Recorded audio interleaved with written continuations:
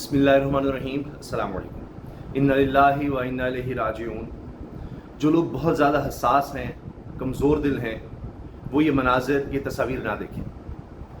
बहुत बुरे हालात हैं।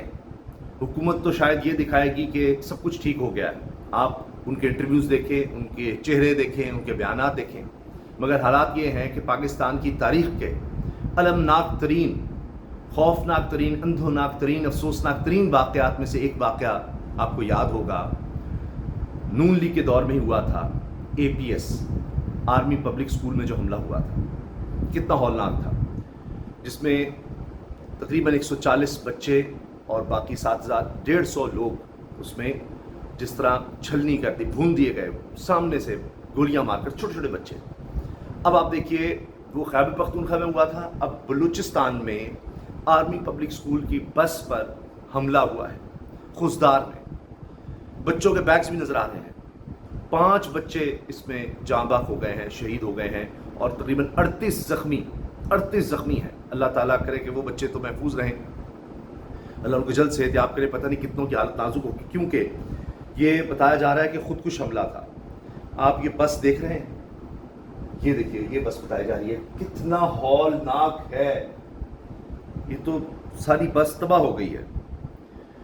ये सड़क पर इस तरह लगता है जा रहे थे और वहाँ पर ये धमाका हुआ। ये बच्चों के स्कूल बैग्स हैं, ये मैं नहीं दिखाना चाह रहा। बहुत ही अफसोसनाक वाक़या है। अब इसकी वीडियोस भी आ चुकी हैं, वहाँ पहुँच गए हैं सिक्योरिटी के एहलकार भी। इसके अलावा खैबर पख्तूनख्वा में भी पुलिस एहलकार शहीद हुए हैं।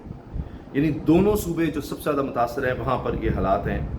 बलूचिस्तान के शहर खुजदार में बच्चों के स्कूल ले जाने वाली एक बस पर खुदकुश हमले के नतीजे में ये 4 बच्चे, एक्सप्रेस न्यूज़ रिपोर्ट कर रहा है, जाँ बाक हुए हैं। हमारी तादाद है 5 हो गई है तादाद, और 38 शदीद ज़ख्मी हैं।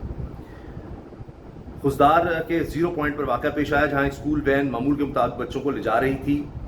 अचानक एक ज़ोरदार धमाका हुआ और क़यामत सुगरा का मंजर था। यानी शाहिदीन कहते हैं, इतनी शिद्दती धमाके की ये बस मुकम्मल तौर पर तबाह हो गई।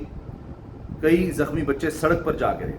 इब्तदाई तहकीकात से बात सामने आई है कि हमला खुदकुश नौयत का था, जिसमें हमलावर ने बस के करीब खुद को धमाके से उड़ा लिया। रेस्क्यू टीमों ने जाए वक़्वा पहुँचकर ज़ख्मियों को फौरी तौर पर करीबी अस्पताल मुंतकिल किया। कुछ बच्चों की हालत तशवीशनाक बताई जा रही है। इलाके को घेरे में ले लिया गया है, शवाहिद इकट्ठे किए जा रहे हैं, और वज़ीर दाखिला कह रहे हैं कि हम नहीं छोड़ेंगे। अभी आप देखिएगा कि शहबाज शरीफ साहब की भी स्टेटमेंट आ जाएगी, वो भी कहेंगे जी हम नहीं छोड़ेंगे और इसका बदला लेंगे, ये सब कुछ कहा जाएगा। इसी दौरान एक और ख़बर आ गई कि बन्नू में पुलिस चौकी पर दहशतगर्दों की फायरिंग, मरकज़ी गेट को धमाके से उड़ा दिया, 2 एहलकार शहीद। अभी इसमें भी, जब मैं वीडियो बना रहा हूँ, इसमें मज़ीद खबरें आ रही हैं। तो खैबर पख्तूनख्वा में भी हमला हुआ है, और ये खुजदार बलूचिस्तान में भी दहशतगर्दी फैल रही है। दहशतगर्दी दोबारा सर उठा रही है, बढ़ती चली जा रही है। और यहाँ हुकूमत को सिर्फ ये है कि किस तरह हमारा इक़्तिदार वो तवील हो सकता है, उसके लिए बस प्लानिंग की जा रही है, और कुछ भी नहीं। एक तरफ दहशतगर्द हैं और दूसरी तरफ आप देखें कि ये नहीं है कि सिर्फ दहशतगर्दी का मसला है, ओवरऑल अमन अमान का मसला बड़ा बनता चला जा रहा है, क्योंकि अब आम लोग सड़कों पर आ गए हैं। ये मोरो में, सिंध में, आपने खैबर पख्तूनख्वा की खबर सुन ली, बन्नू की, बलूचिस्तान में बस पर, स्कूल बस पर हमले की। सिंध में मोरो के शहरियों ने एहतजाज किया। वज़ीर दाखिला सिंध ज़ियाउल हसन निजार का घर ही जला दिया है, उनका घर ही जला दिया, आप देखें, और अंदर घुस के आग लगा दी। ये महलनुमा घर था। वहाँ पर हुआ क्या, नहरों के हवाले से एहतजाज चल रहा था कौम परस्त जमातों का सिंध में। उन्होंने सड़कें ब्लॉक कर दी, पुलिस आई, वहाँ पर फायरिंग हुई, लोग ज़ख्मी हो गए। उसके बाद इन्होंने क्या किया, वहाँ पर ट्रक थे, कोई अशिया ले जा रहे थे, उसको आग लगा दी मुजाहिरीन ने। पहले झड़पें हुई हैं पुलिस और मुजाहिरीन में, उसके बाद उन्होंने ये देखिए आग ही लगा दी वहाँ पर, बसेस को, ट्रक्स को, सामान लूटना शुरू कर दिया। इतनी फायरिंग हुई, ऐसे लगता है कि 2 फौजों के दरमियान फायरिंग हो जाए। ये सिंध नौशहरा फिरोज़ के मनाजिर आप देखिए। फिर यहाँ एक दफ़ा पुलिस ने खाली कराया, लोगों की इतनी बड़ी तादाद आ गई, पुलिस को भागना पड़ा। बाकायदा पुलिस वाले आगे लग के भाग रहे हैं लोगों के। यहाँ ये मनाजिर नजर आए, ये देखिए, मिसाल के तौर पे यहाँ आए, इन्होंने डंडे बरसाना शुरू कर दिए पुलिस पर, और उसके बाद पुलिस यहाँ से भाग गई। देखिए लोगों की तादाद बढ़ती चली गई। पहले पुलिस थी, फायरिंग की इन्होंने,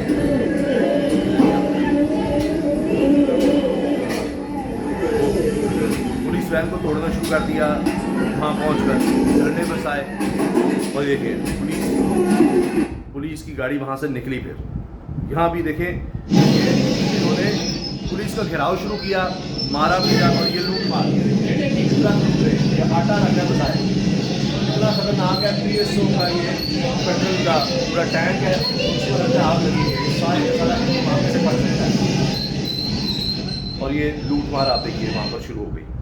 پھر اسی طرح یہاں یہ پولیس والے کو یہ دیکھیں جان بچا کر نکلا, یہ ڈنڈے وہ ڈنڈے مار رہے ہیں. دیکھا کہ جی لوگوں کو زخمی کیا ہے, تم نے فائرنگ کیا ہے. پہلے تو آنسو گیس یا دیگر لوگوں کو یہاں سے ہٹایا, پھر فائرنگ ہوئی تو اس کے بعد یہ مار پیٹ شروع ہوئی. یہ دیکھیں پولیس والے بھاگ رہے ہیں, یہ دیکھیں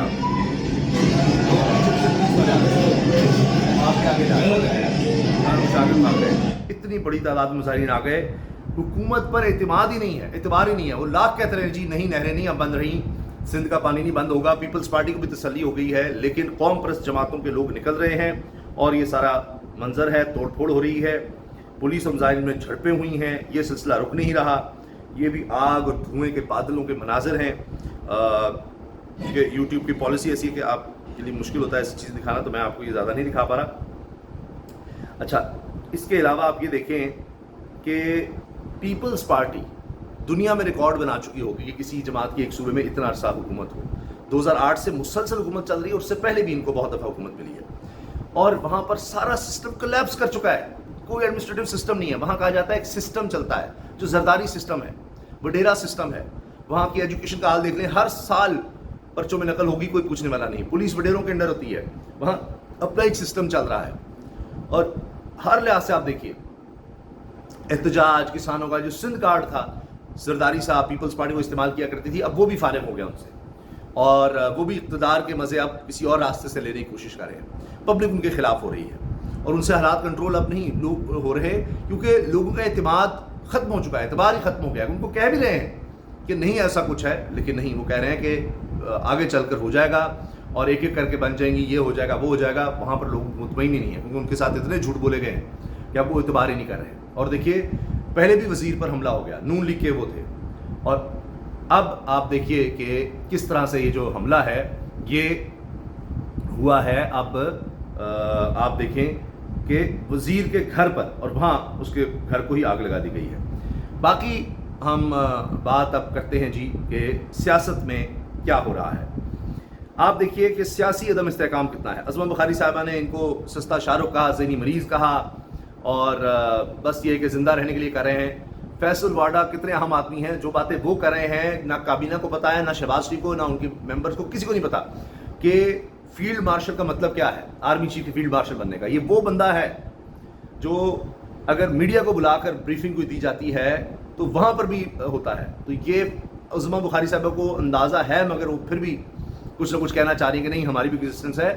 یہ فیصل واڈا صاحب کسی اور لیول کے آدمی ہیں, ان کو پتہ نہیں ہے نون لیگ کو کہ کیا کیا کر سکتے ہیں, بلکہ یہ کہنا چاہیے پتہ ہے لیکن وہ کیا کریں, انہوں نے بھی اپنی ایگزسٹنس شو کرنی ہے. فیصل واڈا کہتے ہیں عظمہ بخاری کا شکر گزار ہوں کہ اس نے مجھے شاہ رخ سے تشبیہ دی, میں کم از کم چائنا کی سی گریڈ ماسیوں کی کاپی تو نہیں ہوں. یہ عظمہ بخاری نواز شریف کو را کا ایجنٹ, مودی کا یار کہتی تھیں. یہ سستی ماسی, نوکرانی, کبھی کنیز, کیا کچھ کہہ رہے ہیں.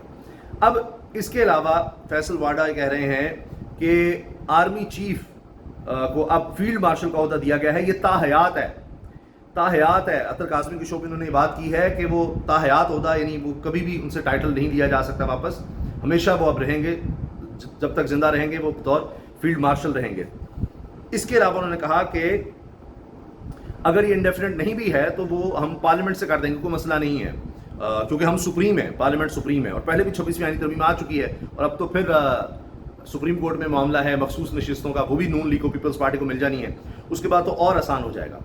صرف یہی نہیں, یہ محمد ندیم ملک صاحب کے شو میں فیصل واڈا صاحب نے کہا ہے فیلڈ مارشل ایک روایتی عہدہ نہیں, اب تمام فورسز, تمام بحریہ بھی اور فضائیہ بھی, جتنے بھی فورسز ہیں پاکستان میں, سب اب تمام فورسز فیلڈ مارشل کے ماتحت ہوں گی. اب تمام تعیناتیاں, مدت میں توسیع, ترقیوں کا فیصلہ فیلڈ مارشل کریں گے. یعنی کون کس جگہ پر ہوگا, ایئر چیف کون ہوگا, بحریہ کا سربراہ کون ہوگا, کتنے عرصے کے لیے ہوگا, یہ field marshal general Asim Munir صاحب یہ فیصلہ کریں گے. حکومت نہیں کر سکتی اب یہ فیصلہ, فیلڈ مارشل کے ہاتھ میں آ گئے ہیں سب فیصلے. شہباز شریف سمارٹ وزیر اعظم اور قابل ایڈمنسٹریٹر ہیں, بس وہ اپنا ایڈمنسٹریشن کو دیکھیں گے, دیٹس اٹ. جتنے بڑے یہ اس طرح کے ہوتے ہیں عسکری, وہ سب فیلڈ مارشل کے انڈر ہیں, اور فیلڈ مارشل ان کی تعیناتی بھی کریں گے, ان کی ایکسٹینشن بھی کریں گے, اور خود وہ تاحیات ہوں گے. اور اول تو اس کی ضرورت نہیں ہے, لیکن فیصل وڈا نے کہا اگر ضرورت پڑی بھی تو ہم پارلیمنٹ سے اس کو کروا لیں گے. اور ساتھ بیٹھے بیرسٹر عقیل ملک کو بھی اس کا اندازہ نہیں تھا. میں یہ اس لیے کہہ رہا ہوں کہ حکومت کو بھی نہیں پتا فیصل وڈا کیا ہے. تو وہ عقیل ملک صاحب کہہ رہے ہیں نہیں قانون میں ایسا نہیں ہے, لیکن فیصل وڈا نے کہا میں جو کہہ رہا ہوں وہ وہی ہے, ورنہ یہ ہے کہ ہم ترمیم کا کیا مسئلہ ہے, وہ تو ویسے ہی ہو سکتی ہے آئین میں ترمیم, کوئی ایشو نہیں. 26 آئین ترمیم 2/3 میجورٹی نہیں تھی تو کروا لی ہے, تو اب تو سپریم کورٹ سے آئینی بینچ کے ذریعے 2/3 میجورٹی سب کو پتہ ملنے والی ہے. مخصوص نشستیں ایسی تو نہیں روکی ہوئی تھیں. فیصل وڈا نے کہا تھا, سوال ہی پیدا نہیں ہوتا, اور وہ صحیح نکلے. سپریم کورٹ کے فل کورٹ کا فیصلہ تھا, عمل درآمد نہیں ہوا 10 مہینے. پاکستان کی تاریخ میں یہ نہیں ملتا. آمریت کے دور میں بھی یہ ہوتا رہا ہے کہ سپریم کورٹ کے جو فیصلے آئے اس پر عمل درآمد ضرور ہو جاتا تھا, اب وہ بھی نہیں ہو رہا ہے. اچھا, اب فیصل وڈا صاحب کی باتیں جو ہیں اس سے یہ نظر آتا ہے کہ کچھ نون لیگ سے بھی ناراضگی چل رہی ہے, کیونکہ کئی جگہوں پر جیسے کہ مودی کا نام اب تک نہیں وہ لے رہے, وہاں پر مسئلہ ہے. فوج کے ساتھ لگا کہ اس طرح سپورٹ نہیں ملی ان کو, یہ مسئلہ ہے. باقی جناب دہشت گردی, امن و امان کا مسئلہ, لوگوں کے سفر کا پیمانہ لبریز, سیاست میں عدم استحکام آپ دیکھ رہے ہیں, فیصل وڈا جس طرح کہہ رہے ہیں, اور معیشت تباہ حال ہو گئی ہے. ملک میں ادویات کی قیمتوں میں ایک سال میں 200% تک اضافہ ہو چکا ہے, اور حکومت کہتی ہے ہم نے مہنگائی میں کمی کر دی ہے, لیکن یہ دنیا نیوز کی خبر ہے, 200% اضافہ. پھر یہ چارٹس بھی شیئر کی جا رہے ہیں. بات یہ ہو رہی ہے کہ جی یہ تو گروتھ جو حکومت نے کہی تھی کہ 3.6% ہوگی, وہ 2.6% ہے, وہ بھی ان کے اپنے اعداد و شمار میں. اور اصل میں یہ ہے کہ 2.6% کہہ رہے ہیں, لیکن یہ دکھایا گیا آخری کوارٹر میں خود 5% ہوگی گروتھ. یعنی لگتا یہ ہے کہ 2% بھی نہیں ہوئی گروتھ. اتنے برے حال ہے معیشت کے. پھر شہباز حکومت کے بجلی کی قیمت میں ریلیف کے دعوے ہوا ہو گئے. گرمی آتے ہی اور کھپت بڑھتے ہی بجلی کی قیمت بھی بڑھنا شروع ہو گئی. بجلی کی قیمت میں ₹1.27 فی یونٹ اضافہ کرنے کی درخواست دائر کر دی گئی. بجلی صارفین پر آئندہ ماہ تقریباً 15 ارب روپے کا اضافی بوجھ پڑے گا. یہ بھی آغاز ہے, ابھی تو IMF سے منظور شدہ بجٹ آیا نہیں, تو آپ دیکھیے کہ بجلی کی قیمتیں کہاں جا رہی ہیں, اور ابھی تو اور بہت زیادہ بڑھیں گی. یہ ہے ہماری حکومت, یہ ہے ان کی کارکردگی. باقی یہ جو مرضی کہتے ہیں, خوشیاں منائیں, ہم اقتدار میں ہیں 3 سال سے, ہم مسلط ہیں. جب تک جو جس کا حق ہے, جس کو لوگوں نے ووٹ دیا تھا, ان کو اقتدار نہیں ملے گا, فری اینڈ فلیکشن نہیں ہوں گے. آپ جو مرضی کر لیں, میں آپ سے عرض کر رہا ہوں حالات ٹھیک نہیں ہو سکتے. اللہ حافظ.